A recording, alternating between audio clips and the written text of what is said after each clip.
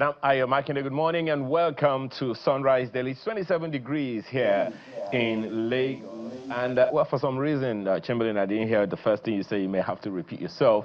But in the meantime, I hope you all had a good weekend. Again, I say welcome to Sunrise Daily.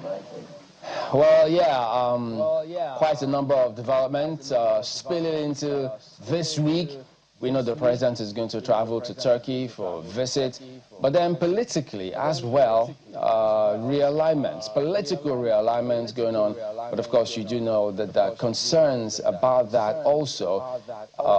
So that kind of fuels this narrative about this quote-unquote, are they attempting to just weaken the opposition to a very large extent? And then the APC has perhaps, what, all the moves?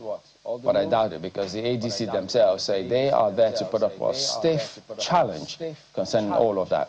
And then security happens to be another huge concern for the country. Residents, Nigerians need to be able to move from one part of the country to the other without fear of being kidnapped. So, so far, I think the scorecard for the ruling party in terms of how they've handled security is going south. So they, notwithstanding all of the moves they may have made or think they are making to ensure that the results at least improve, they may need to have a look at that again. But then, this particular piece of, this video that was circulating over the weekend about politics in Oyo State.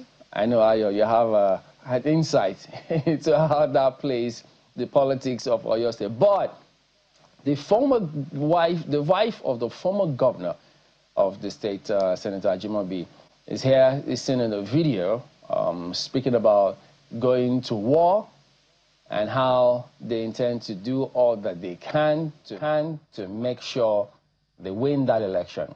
Now, I need you to listen to this, or let us all listen to this. And, well, yeah, it was quite interesting to a lot of people. It got a lot of different kind of reaction from different people. But have a listen to what she said. War in 2027, that's what I tell you. It's going to be war. Head-on war. PDP must go. Whatever they want to do, whatever they want to try, whatever tricks, all powers belong to God, but we are going to beg God, and we are going to fight them. Whatever they have in the state, we have at the federal level. We have money. They have money in the state, we have money in the federal level. We have all the support we need. We are not going to be intimidated. So let them get ready for us. We are ready.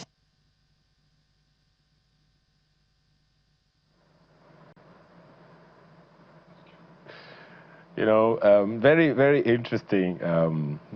Chamberlain, it was you and I that interviewed late Ogbeni Akeredolu. And when we asked him about the rhetorics of some politicians, some years before, you know, he died, he said they are what he called political gunshots, and that political gunshots don't kill. And I think I remember us also interrogating and saying, but is it everybody that understands political gunshots? I mean, you may understand it as political gunshots, but do the people, the cannon fodders, do they understand it as such, as political gunshots that carry no weight? Well, I don't remember what exactly he said at the time, but so is this a political gunshot? And then there's also that question of whether or not it actually happened. Because there's another report, Chamberlain, that says that the footage, Dr. Ajimobi has refuted it, says that an official statement from her side says the footage is a deep fake where artificial intelligence has been used to manipulate the lip movements and voice to deliver a script that Dr. Ajimobi never spoke. And they're saying that it's another clear example of synthetic deception that experts have warned will be used to influence the 2027 political cycle. Well, to confirm whether or not this is a deep fake, I guess we need to interrogate what the relationship between Dr. Ajimobi and the government of Oyo State has been like in recent time. Maybe we can begin from there. But then that rhetoric, if it is true, and then of course the PDP government in Oyo State, the PDP in Oyo State has also said that Dr. Ajimobi should be invited because of the declaration of war. Another person came out to defend and said, no, the war is common sense revolution, and it's not really war in the real sense, you know, of the people of the word as we all know it. Well, it's political year, Jameline, and I believe that everyone knows that a lot is going to happen, whether they make sense or not. That's another thing altogether. And it's also opening up that vista of political of how artificial intelligence could be used, and also calling on us citizens to be careful and to be wary.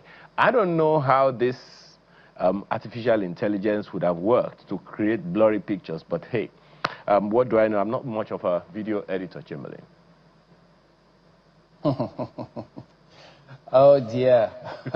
Well, you know, initially when I saw that clip, I thought, oh, wait a minute, did she actually say this? Because, I mean, if she did, it will have a lot of implications. But now that she's denying it and saying it's deep fake, okay, it opens up another chapter entirely to the entire conversation. So, several questions on that matter. For instance, if that is deep fake, as she says it is, so what are the authorities doing about this particular matter? Are they going to actually look at it and then verify that it is indeed deepfake? And upon verification, as if it's deepfake, what then do we do moving forward? Because if they succeeded in making that one, if it's a deepfake, it means they can do another. They've got capacity to do another. Now, we do not know which other one they may do next. We do not know who else can be a victim or will be a victim to this deepfake, as it were. It could even be the president. It could be on the day of the elections. It could be with respect to announcing the results. It could be the INEC chairman announcing a result in some locality. So this should concern everyone, you know, if it's deepfake, because it looks too good to be true.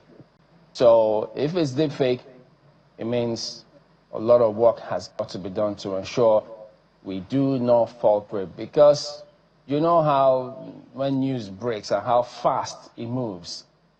For instance, Ayo, you just mentioned the reactions coming through from different quarters, the hierarchy of perhaps PDP in the state, the other hierarchy of the opposition in the state as well, asking that, well, she meant this and that, meaning they don't know or they may not buy that narrative that is deep fake.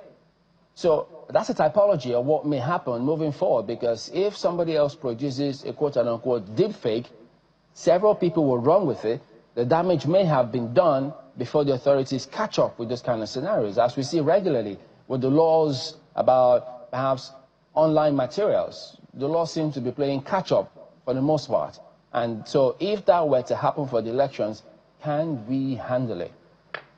That's a huge one, because if that were in deepfake, you could imagine the kind of response when they talk about, well, whatever they have at the state, we have at the federal level. We have money. It will be war.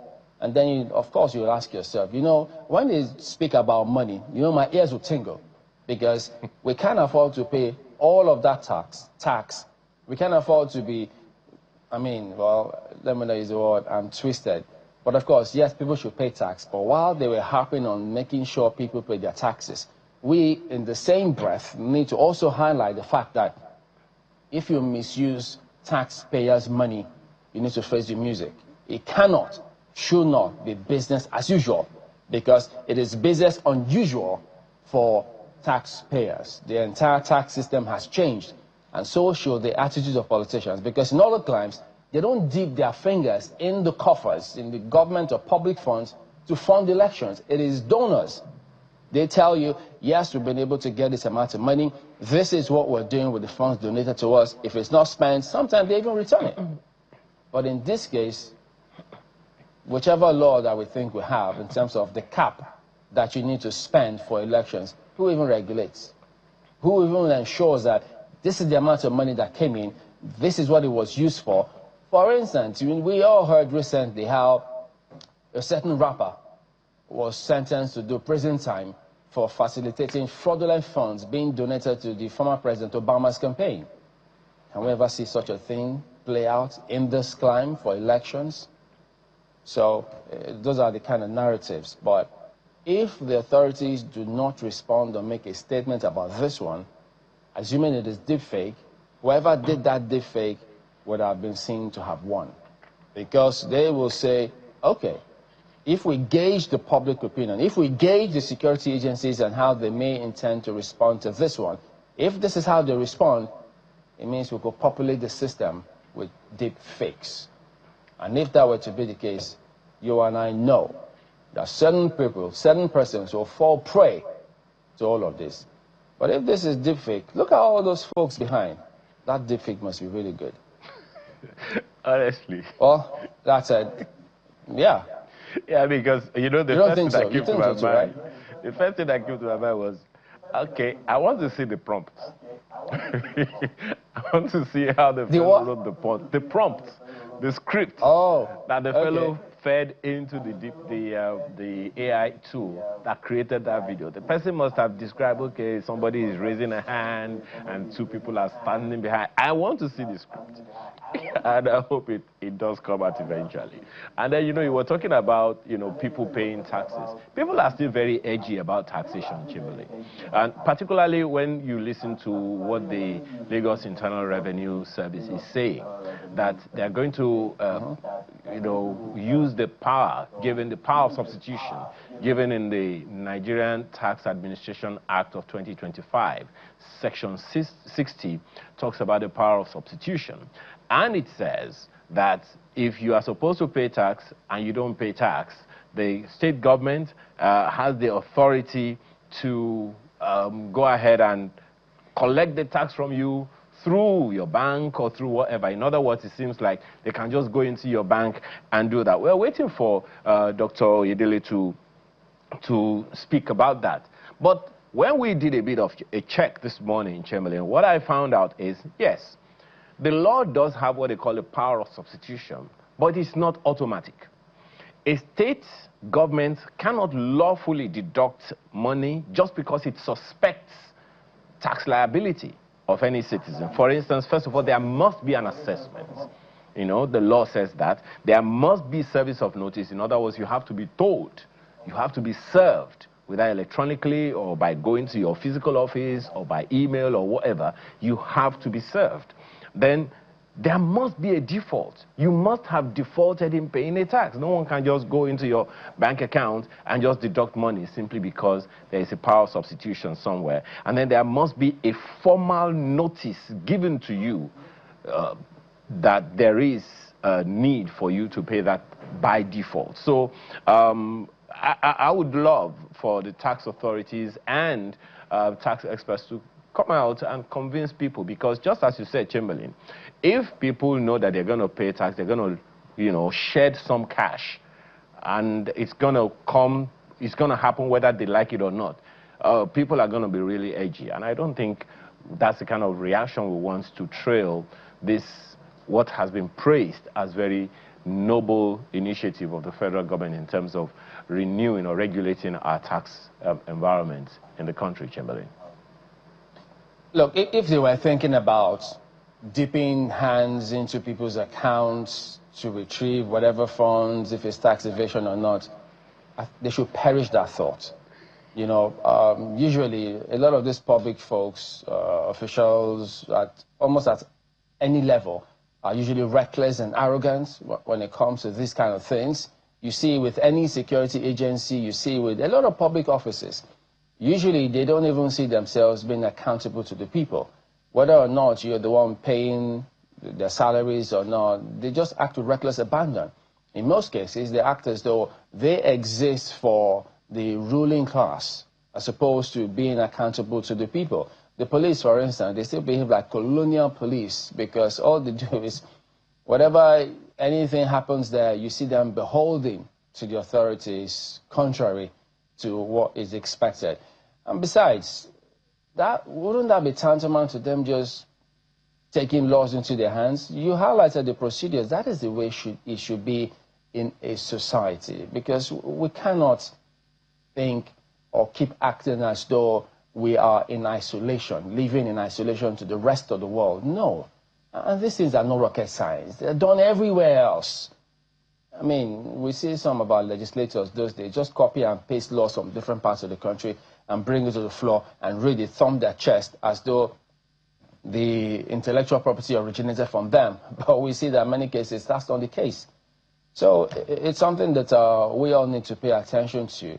And yes, nothing wrong in paying taxes, but where the challenge is the mindset, what people have seen them do with taxes. All of those convoy, all of those reckless and lavish lifestyle they do with people's funds, nobody wants it. You can't expect people to work as hard as possible and then see you utilize their taxpayers' funds reckless, just so reckless like that without consequences. Nobody wants to do all of those payments. And if you want to clamp them in jail, we all know that the jails, I think they keep telling us, about 70% of those they are waiting behind bars are awaiting trial mates. So it's a whole challenge that we have, and I'm not sure they will be glad to complicate that matter by clamping people.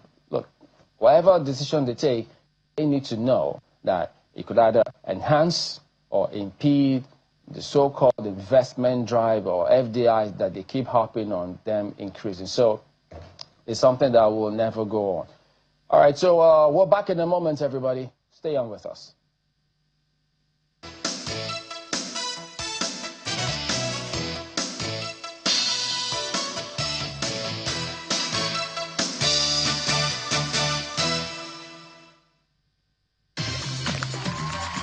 Win up to 5 million naira and other exciting prizes in the Golden Morn Golden Hunt promo. Buy any 30-gram or 45-gram promo pack. Look inside for a unique code. Dial *8011*1#. Follow the prompts to enter your unique code to win big. Promo ends April 15th, 2026. Golden Morn. Make every day golden.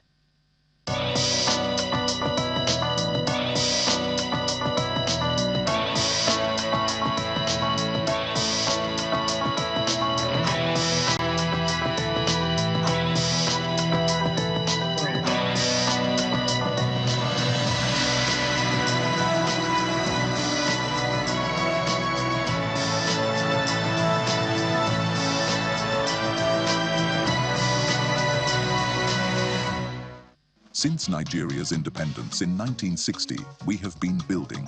Beyond homes, we built strong families and even stronger bonds and relationships. Beyond offices, we built foundations for forging Africa's formidable economic powerhouse. Beyond sports facilities, we built the passion of a nation. Together, you and us have built the foundations of yesterday and today. Together, we'll build the next possibilities. Lafarge, a member of Washin, Beyond Buildings. Ah, Dora, my phone is a big stress. It took me 10 hours to charge and it died within 4 hours. Mama, my Binatone charges in 4 hours and works the whole night. Over 10 hours. There are 3 great models to choose from. Buy your Binatone rechargeable fan today. Available nationwide. Mama, I'll get you a Binatone fan. Binatone, simply better. Win up to 5 million naira and other exciting prizes in the Golden Morn Golden Hunt promo. Buy any 30-gram or 45-gram promo pack. Look inside for a unique code. Dial *8011*1#. Follow the prompts to enter your unique code to win big. Promo ends April 15th, 2026. Golden Morn. Make every day golden.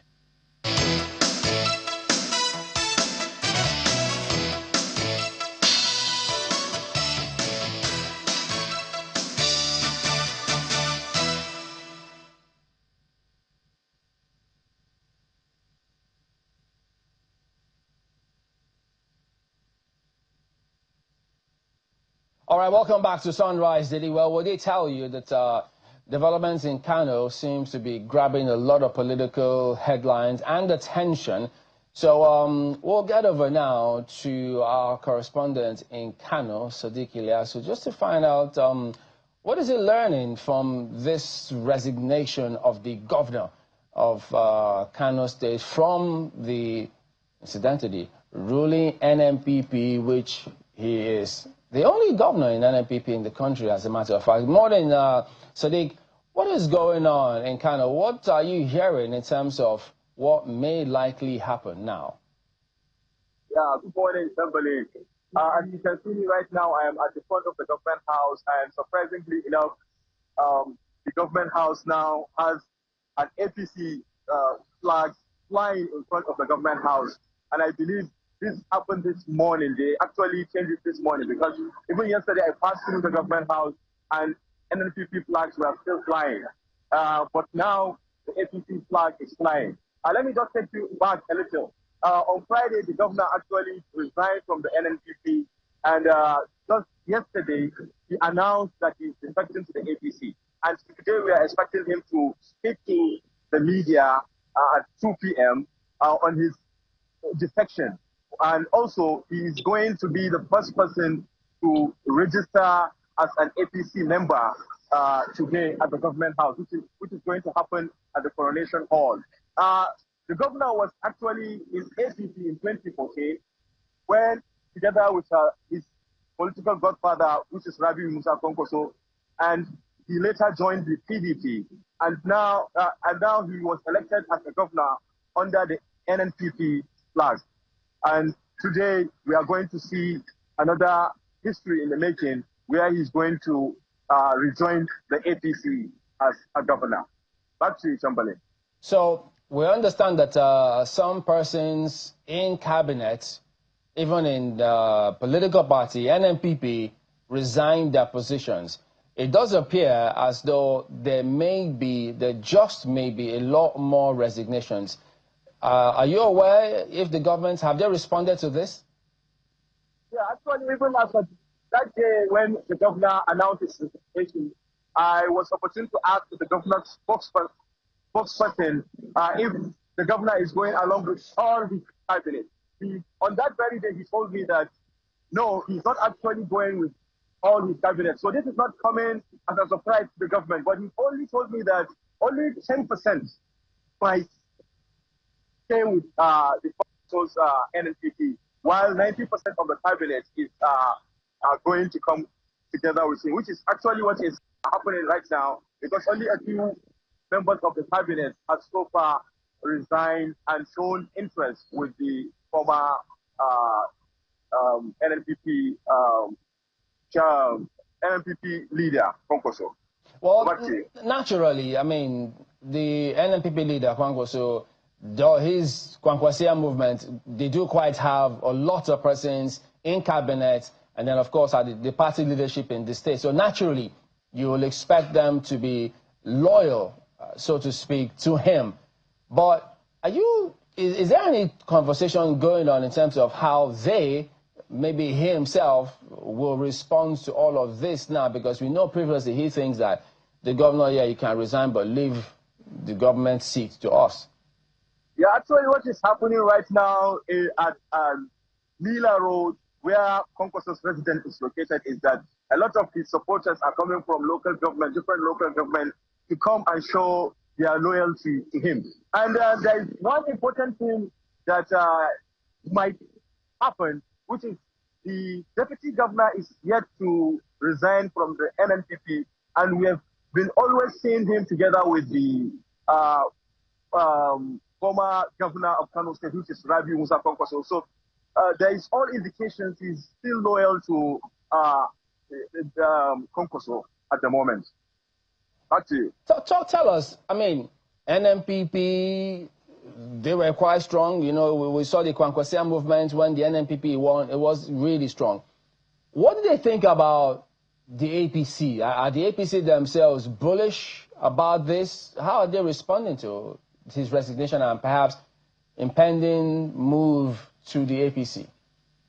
Yeah, the APC is actually really excited because all on social media, their members are showing good expressions, and even the chairman of the APC, Abdullahi Abbas in Kano State, has openly welcomed the governor into the APC on the media. And also there are other, let's say, the House of Representatives, who is Abubakar Bichi, who is the chairman of the appropriation. He has also congratulated the governor for joining them. And also some senators, like Senator Kau Sumaila, who also spoke in the local media, that is also excited that the governor is actually coming to the APC. So I think the atmosphere in the APC is very, let's say, exciting, because they are going to have a governor which they have spent some few years without it here in Kano State. Back to you. All right. It means that the governorship candidates the flag bearer for the last APC governorship elections will have to accept whatever comes. I don't think he'll be happy with this, would he? Most definitely. And there are also some candidates who are who want to contest as the governor in the state, and we are yet to hear them speak on the governor's defection to the APC, like the Deputy Senate of the President, Barrow Jibril. He is yet to say anything about the defection of the governor, who is also seen as one of the front runners in the APC if the governor has not joined the APC. That's it. All right. Thank you very much indeed, Sodiq Ilyasu, our correspondent in Kano State. Well, to discuss a little further about not just, at least we'll start with the political angle and move on to other items. Dr. Ben Woye joins us now. He's the chairman of APC in Enugu State. He was also the secretary of the APC Chairman's Forum. And so he is here. Good morning. Thank you for coming on today. Good morning, Chamberlain. Thank you for having me. Well, what is going on? Does the APC want every governor, everybody to come to their party? What's going on? You know, politics is competitive. It is not a question of wanting. It is a question of tactics. When you go into the political theater, your goal is to win. And you can win through the ballot, you can win through negotiation, you can win through assimilation. And so people have seen what our dear president is doing. The governor have seen how, all the governors that are joining, have seen how stable the party has been. The party APC has been very well managed by those entrusted to manage the party, our dear national chairman. And so it's attractive. Nobody wants to be where there are trouble and chaos, where there is lack of predictability. Was there trouble and chaos in NNPP, for instance? Of course, that is what the governor of Kano State has said. You are aware of multiple lawsuits that have bedeviled the NNPC. They can't fix their. But it's always been there even before the elections. That is correct. But what you look at is, as a governor who wants to run again, who wants to go for second time, are you going to remain in a place where there's lack of predictability, where you don't know who the court will declare to be the chairman or not, whether it is the AMPP or is the PDP or even the ADC, you have, or Labour, you have people who have been entrusted to manage party. I'm a party manager at the state level. You have the job duty to build cohesion. There has to be internal cohesion within the party structure. And so when we are taught by our National Working Committee, by the chairman specifically, to go and ensure that your party is united, it is a huge thing to do. It's difficult to bring interests together. So when you have all these interests and you can't bring those forces together, then there's a chaos. But it's not that it's even smooth, as it were. I mean, in Plateau, we understand that the APC in Plateau were initially objecting to the PDP governor joining them, but eventually they were told, hey, accept him. Rivers, we saw a similar narrative. Hey, accept him. Now there are even different groups or factions, so to speak, in APC in Rivers.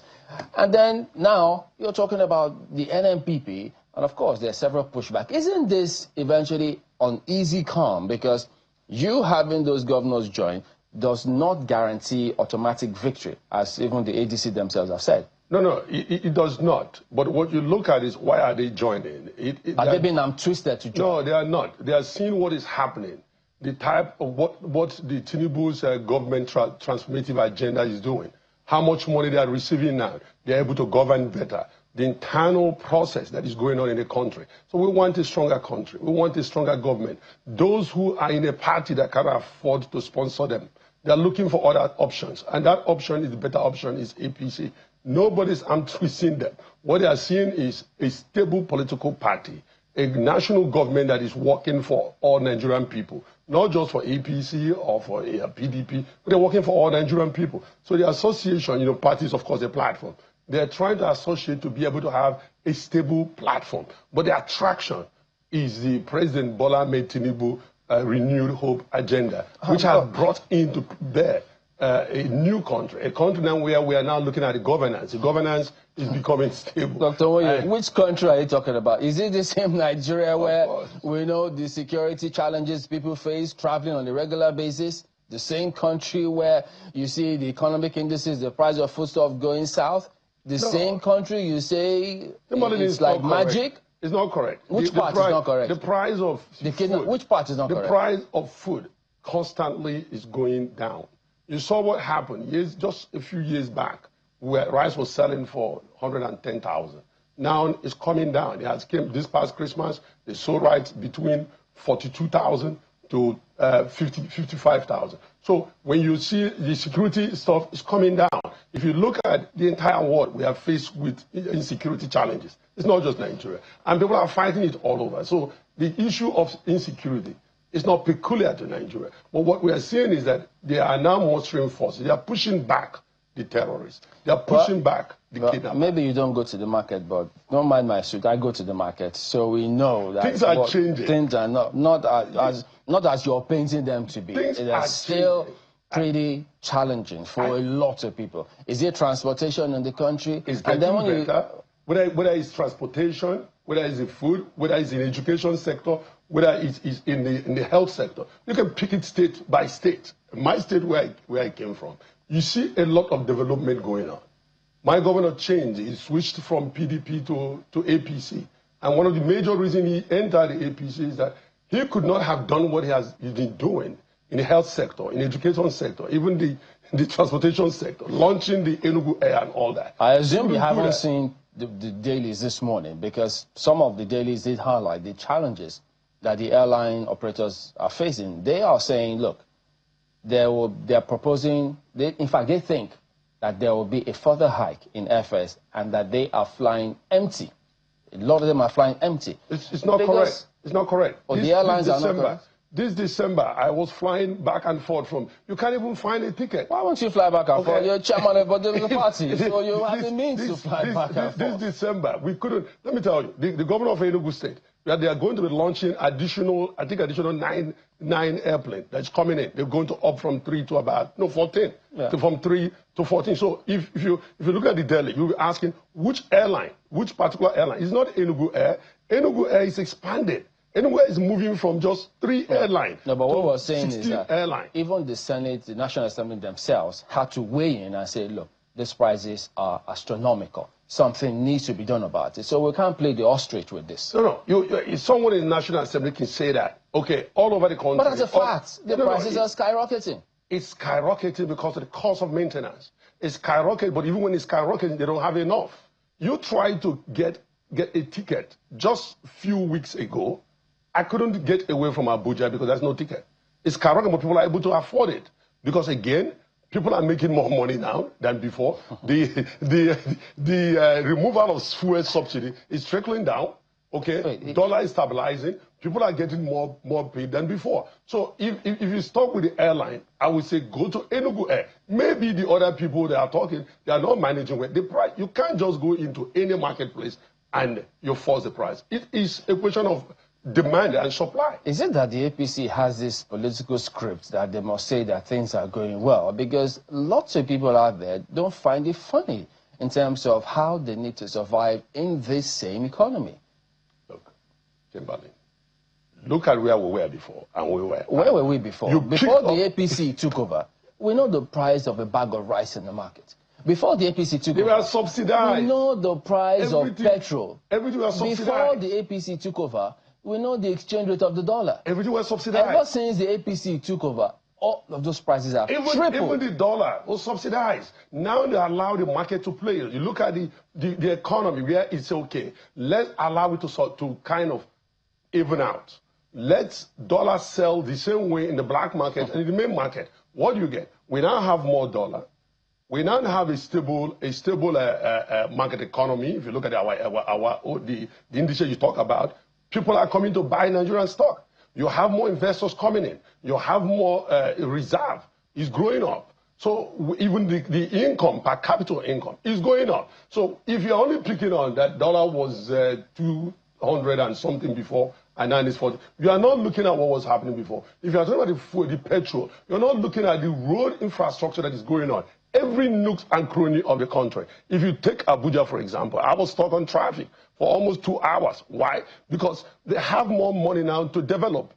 Because those few people who were taking the money on the so-called the subsidy, they have brought that money back to the people, and they are developing. If you come to Enugu State, the entire 260 ward, having brand new schools, having brand new healthcare facility, having brand new roads, having a How has that impacted on the purchasing power of the people? Of course, it is impacting positively because you see that things are growing. There's a construction going on. You see hotels that have been abandoned. They've been built up. You see a lot of tourism coming back to Enugu State. The so-called sit-at-home, Monday sit-at-home is gone. You can come to Enugu 7 days a week. Enugu is bubbling. You have the Enugu Air happening. You have the presidential hotel. You have the international conference center. All of this is done in less than 3 years.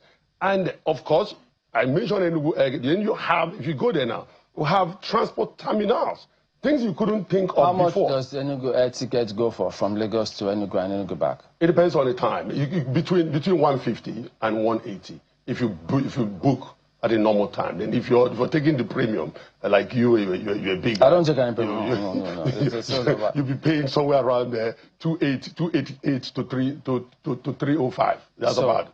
If you book at a normal time. Is your party really aware that in all sense of the word, Nigerians are facing a challenge economically, surviving economically? What they are doing is a reform.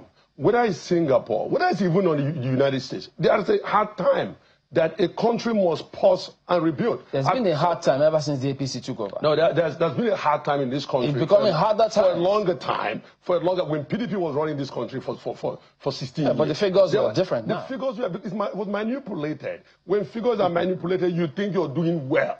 But when the APC government figures are manipulated. Power, they were manipulated. When they got into power, and they saw the reality, our dear president said, no, we cannot go. Is the security also manipulated?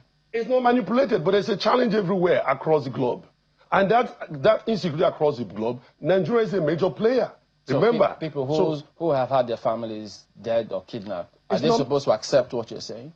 They have to understand that there's insecurity all over the world, and we're doing the best we can. So because of that, they should settle for that? No, they can't settle. That it's never, ever good that someone lost their life due to insecurity. But it happens everywhere on earth.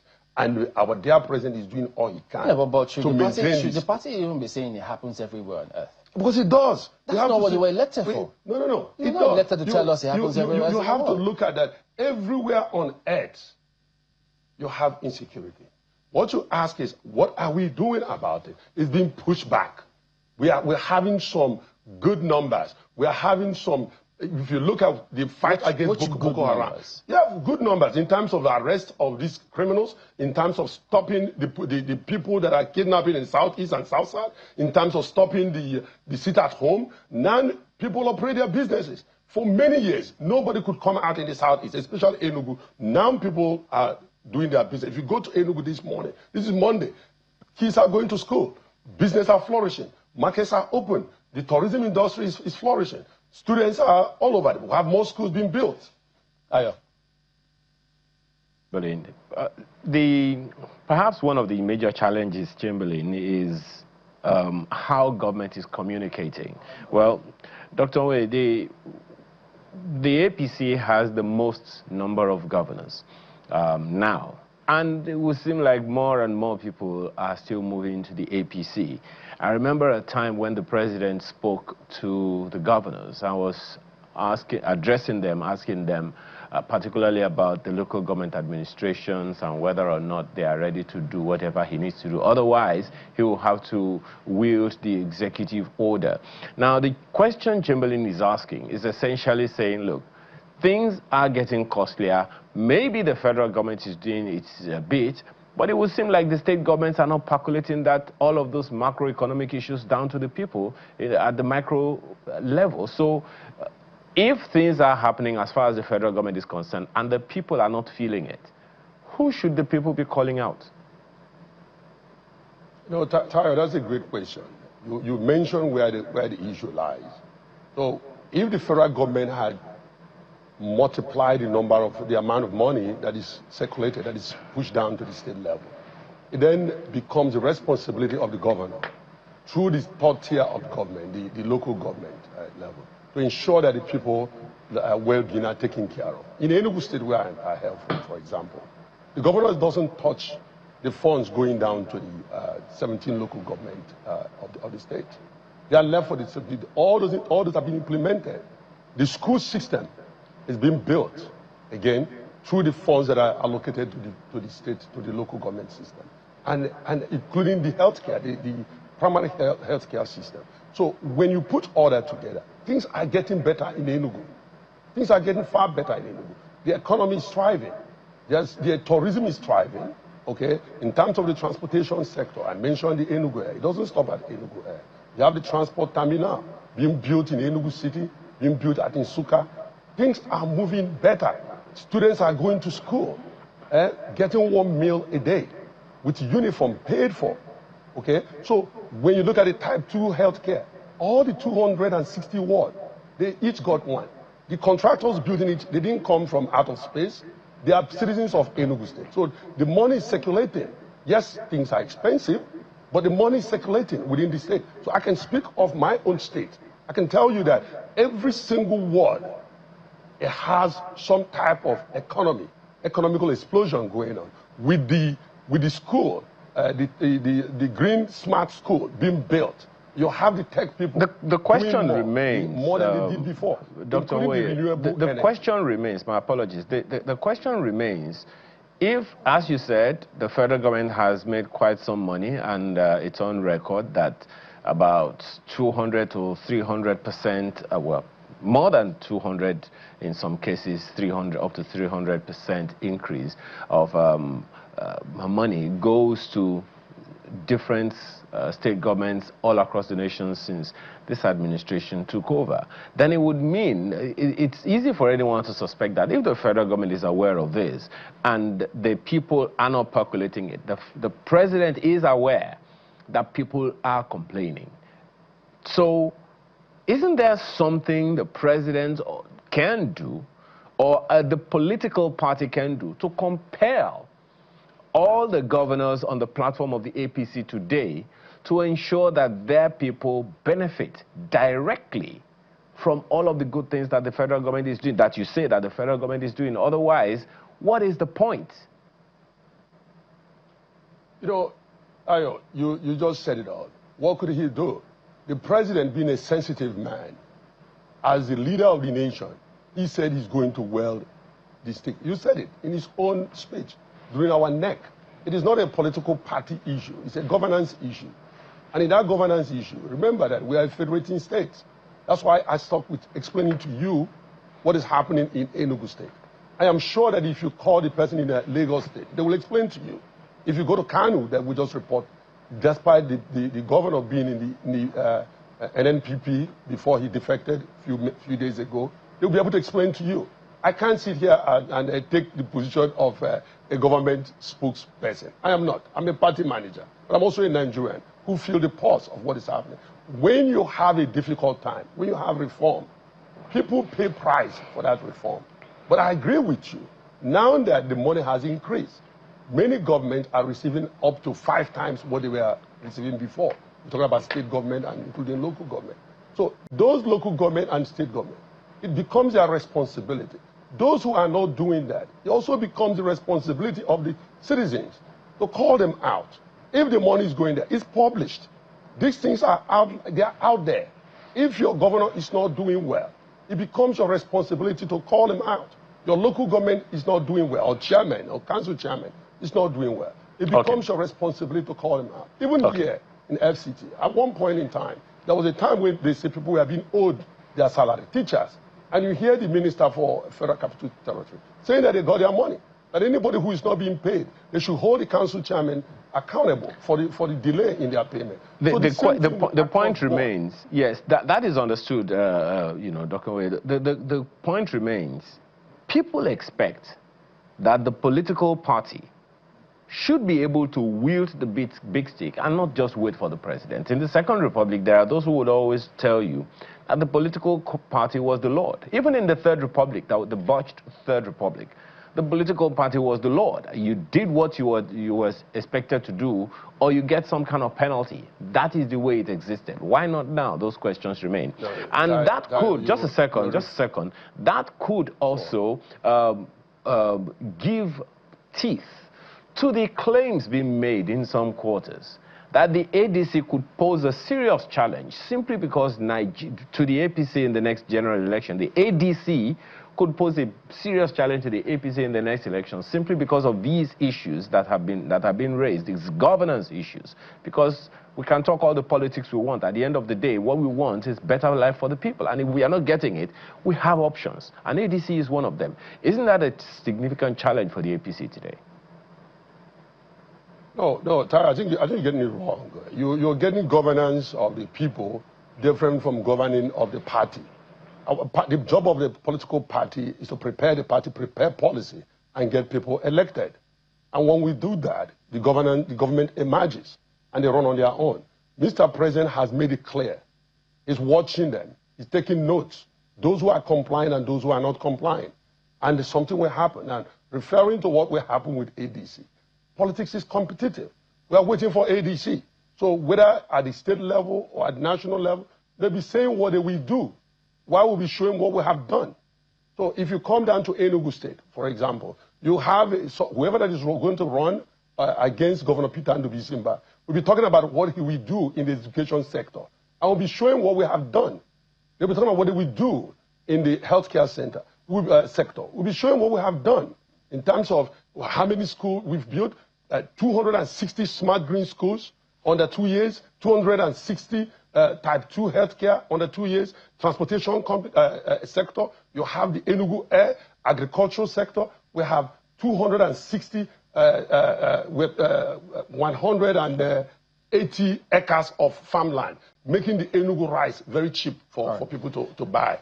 Let's just talk security just for a bit with Dr. Kabiru Adama, who joins us virtually. Good morning, and thank you for joining us on the program today. Could you tell us, from where you stand, from what you see, in terms of the countrywide approach to the security challenges we've got, from banditry, terrorism, kidnapping, do you see us taking the relevant kind of steps? Maybe from the kind of results you're seeing, are we moving in the right direction? Thank you, Chamberlain. Unfortunately, it's difficult to say we're moving in the right direction and making progress, and this is based on data. As you probably are aware, I run a company called Beacon Security and Intelligence Limited, and we do produce data sets. Now, these data sets have shown us that between what we recorded in 2024 and what we recorded in 2025 are significantly different. In both instances, more than 10,000 Nigerians were killed in the whole year, as well as abduction. More than 8,000 Nigerians were abducted within the same period in 2024 and 2025. So, unfortunately, this is the major challenge. And I think part of the reason is that we've focused extensively on the kinetic approach without addressing the root causes of the various security challenges. Terrorism, as you know, it's spreading, unfortunately. When this government started, we were dealing with probably 4 or 5 terrorist groups. Today, we're dealing with about 7 terrorist groups spread across Northeast, North Central, and Northwest Nigeria. At the same time, we're seeing an increase in banditry, and this is not in any way reducing the successes that the administration has recorded in terms of the number of bandit commanders it has been able to kill and the camps that it has been able to destroy. But the challenge has been there is no broad counter-banditry approach in place to prevent the bandits from recruiting new members, to prevent them from acquiring weaponry, to prevent them from obtaining funding for their activities through kidnap or ransom, through the mining activities they're doing. There's also no strategy in place to prevent their movement through motorbike and several other things. So we're seeing, frankly, as they're killing more, new ones I imagine. And what is evident is a good example is what happened in Kaduna recently when they attacked 3 churches and abducted over 170 individuals. The same thing we're seeing with other criminal activities, including cult groups and all of that. So very difficult to say that we're making substantial progress based on what we're seeing at the moment. So, if you also look at it over time, ever since some of these challenges came upon us, we have spent trillions, and we spend more money either to the army, to whichever agency. Because if you ask the politician, they'll tell you, oh, we're doing something. I mean, if you look at the money, a lot more money is going in. So one wonders, where should this adjustment come? Where do you think we are primarily missing the target? Is it from the point of organization, either from the security level or the policymakers, or where?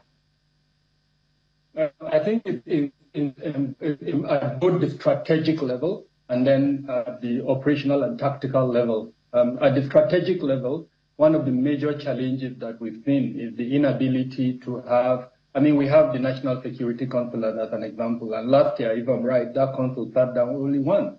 It's too early this year to say anything about it, so we're hoping to see a change there, where the council will meet more regularly. We have instruments for managing security. For example, the National Security Strategy, the National Defense Council, name them. All of those are moribund. The last time they were updated was more than 5 years ago. So, and in my earlier submission, I did indicate that we don't have a counter-banditry strategy. We're just knee-jerk reactions. As bandits attack, we respond. States respond in different manners. There is no unified or codified mechanism for responding to the banditry challenge. So at that strategic level, that's a huge challenge. The second point is the inability to use monitoring and evaluation mechanisms at that strategic level to say, are we making progress? The instruments that we have, how far have we gone in implementing them? What are the gaps that we need to correct? I don't think there's any mechanism at the moment for doing that. At both the operational and strategic level, at operational and tactical level, you see, agencies that are meant for coordination purposes at that strategic level, involving themselves in operational and tactical issues. So these are some of the challenges, actually. There is no unified measure that would allow the national security apparatus to operate in the manner that it was envisioned. All right, so I think what we'll do, we're out of time now, we'll still get back to you much later, so we can have a broader perspective in terms of what we've done, what we should have done, where have we missed it over time, so that we'll just see all of these things and then see how we can proffer solutions. So we do thank you for talking to us this morning, Kabir Adam, CEO, Beacon Security. My pleasure. Thank you, Emily. All right, we're back in a moment. Don't go away.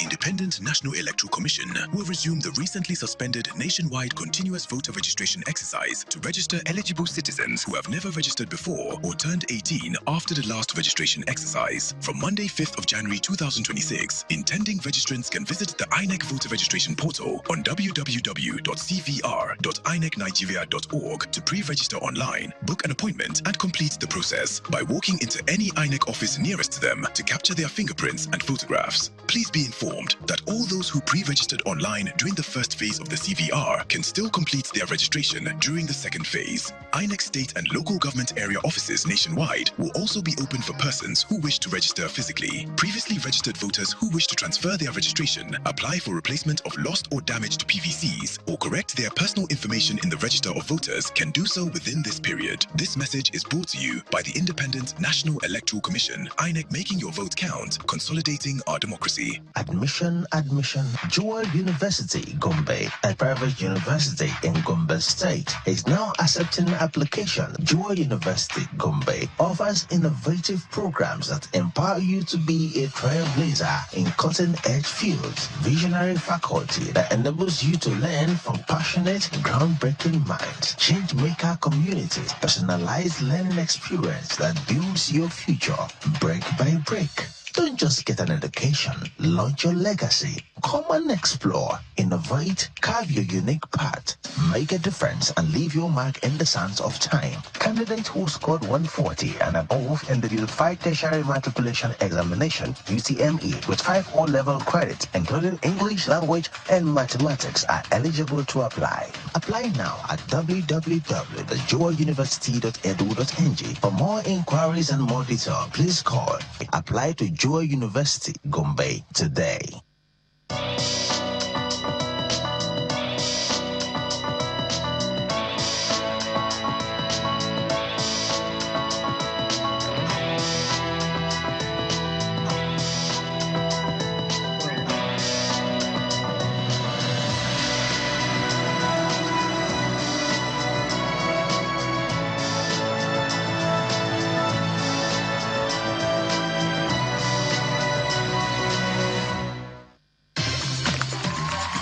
Win up to 5 million naira and other exciting prizes in the Golden Morn Golden Hunt promo. Buy any 30 gram or 45 gram promo pack. Look inside for a unique code. Dial *8011*1#. Follow the prompts to enter your unique code to win big. Promo ends April 15th, 2026. Golden Morn. Make every day golden.